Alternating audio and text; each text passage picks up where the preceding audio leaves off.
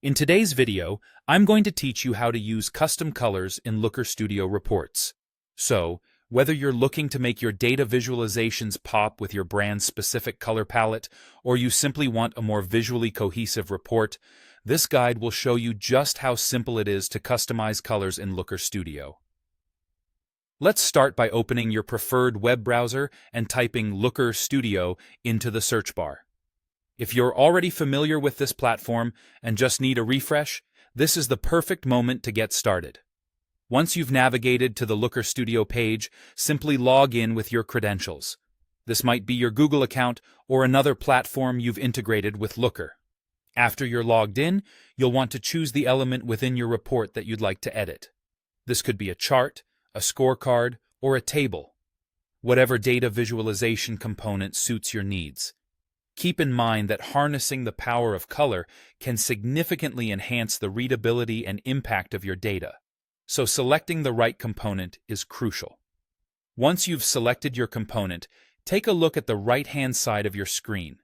You'll notice a tab labeled Style. Go ahead and click on that.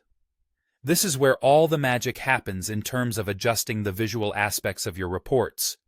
Within the Style tab, you'll find numerous ways to adjust your selected component, but for now, we're concentrating on adding some personal flair using custom colors. Now, focus on finding the color option relevant to the particular element you've chosen. This could be for a data series, a component background, or even the font color used in your table or chart. It'll often be one of the first settings you'll see in the Style section.